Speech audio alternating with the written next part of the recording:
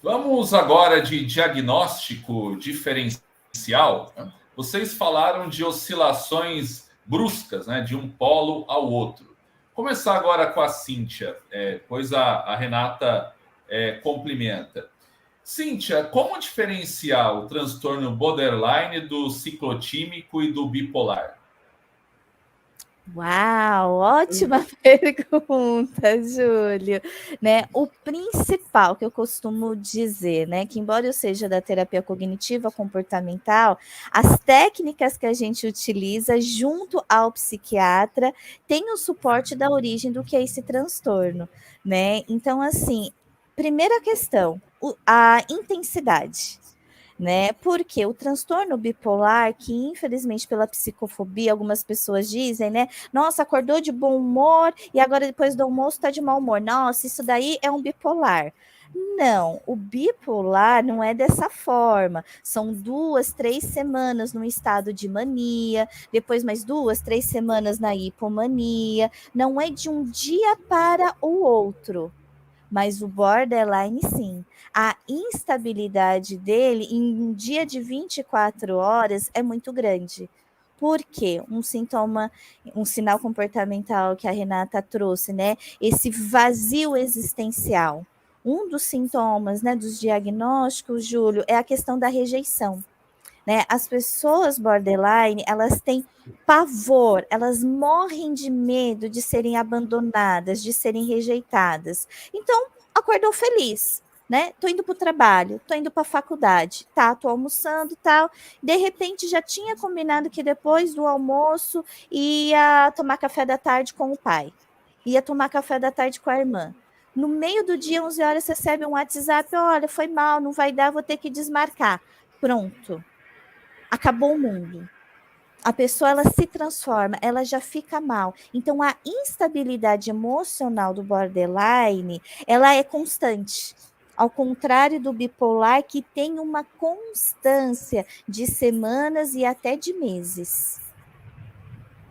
E o Me ciclotímico? ajuda. E o ciclotímico? Então, o ciclotímico eu vou responder como TCC, tá bom? Na forma que a gente trabalha. E para quem estiver nos assistindo, o que, que é isso, né? Para quem não conhece, o que, que é TCC, o que, que é psicanálise? São abordagens psicológicas que tratam o mesmo assunto, uma mesma demanda. Em casos de transtornos psiquiátricos, todas as abordagens são válidas. É que aqui a gente está representando a psicanálise e a TCC. Na TCC, Júlio, o nosso olhar do ciclotímico é do ciclo, né? O próprio nome nos dá a dica. Então, ele tem um ciclo, como se fosse parecido com a TPM das mulheres. Então, exemplo, vai ficar 20 dias felizes, 5 dias tristes, 2 dias num êxtase puro, aí 2 semanas numa depressão terrível, exemplificando, tá bom, gente? Para quem estiver nos assistindo. Então, eu tenho ciclos, Júlio. Eles são bem delimitados. Pode falar, Júlio. Eu vi que você ia falar. Não, não, eu tô concordando, estou endossando. Né? Então, eu costumo dizer assim, Júlio, o ciclotímico, ele tem esses ciclos bem delimitados mesmo. O bipolar, eu tenho questão de semanas e meses, mas em cima apenas de duas grandes emoções, né? Seria a mania ou a tristeza, a hipomania. E o borderline é aquele que transita por todas as emoções, não só na tristeza e na alegria. Todas as emoções é vivida de uma forma muito intensa e diversa. Muito bem, Renata Marques. Perfeito, Cíntia. E até por isso fica difícil, por exemplo, medicar, né, um quadro de transtorno de personalidade borderline, porque como apresenta sintomas de muitos quadros, tem depressão, em alguns momentos tem pânico, em outros momentos tem a euforia, tem a ideação suicida, a impulsividade.